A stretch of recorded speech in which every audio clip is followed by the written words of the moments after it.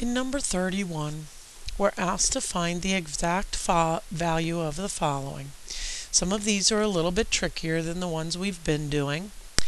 Notice in part A that we are taking sine of cosecant.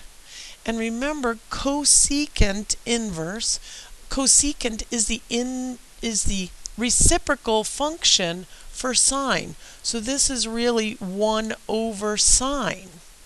So now if we were to flip that and make this sine of sine inverse, we'd have to flip that and make it of 5 over 8.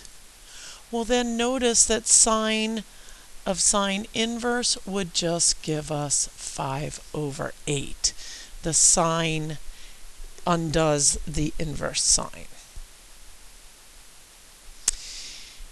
In part B, we have something a little bit different.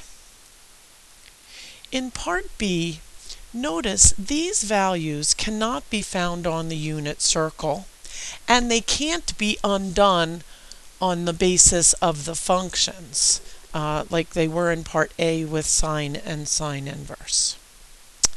In this case, let me remind you of your Pythagorean triples, because they're going to come in handy for problems of this type. Pythagorean triples. And let's just list them over here. And hopefully you'll spend some time studying those. Remember, the easiest is 3, 4, 5. And of course, with all Pythagorean triples, you can take any multiple of those values. So if we multiply each one of those by 2, we would get 6, 8, and 10. This is also a very commonly used Pythagorean triple. After that, the most common ones are 5, 12, 13, which might help us up there in part B. 7, 24, 25, 8, 15, 17, and 9, 40, 41. Please just keep these in mind for certain problems. They will often be the key.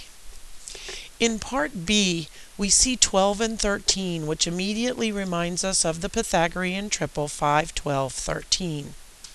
When they're asking for sine inverse of those values, they're asking us to find an angle that has that value 12/13 for its sine.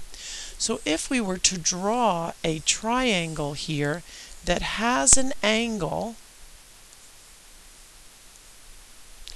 whose sine, that means opposite over a hypotenuse, is 12 over 13. It looks like we've found one here in theta.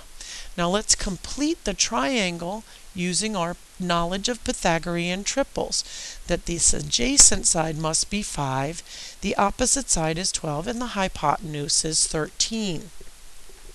Now that we've found that angle, let's replace this inner part with that angle, and now let's find tangent of that angle. Of course, tangent is sine over cosine, or opposite over adjacent. So we would get 12 over 5. I'm going to do D next because it is so similar to B. Same idea here. Notice the Pythagorean triple values of 3 and 4.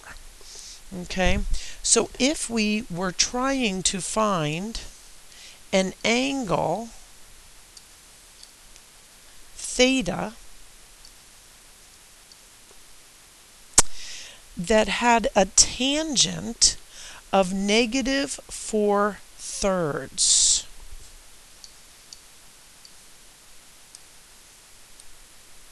notice that The hypotenuse there is 5, completing the Pythagorean triple of 3, 4, 5. We also know that for tangent, remember this is capital T, so we are limited to negative pi over 2 to pi over 2. Therefore, it would have to be sine that is negative. So we know that this is the resulting triangle. We can replace, now that we found the angle for which this is true, that its tangent is negative 4/3, and now all we have to do is find the sine of that angle. Remember, sine is opposite over hypotenuse, and therefore we would get negative 4/5. The last part that we need to do here is part C. Notice this is the inverse cosine of the cosine of 11 pi over 6. Well, first let's work from the inside, as we've said before. Let's do cosine of 11 pi over 6. 11 pi over 6 is the same as 330 degrees. The cosine there is square root of 3 over 2. Square root of 3 over 2. And now we're trying to find the angle that has a cosine of square root of 3 over 2. Now, we can't go back and say 11 pi over 6 because this is not in our restricted range from 0 to pi. So is there another angle that for which cosine is equal to square root of 3 over 2? And this, of course, would be at pi over 6, which is, of course, the reference angle for 11 pi over 6. So that makes perfect sense.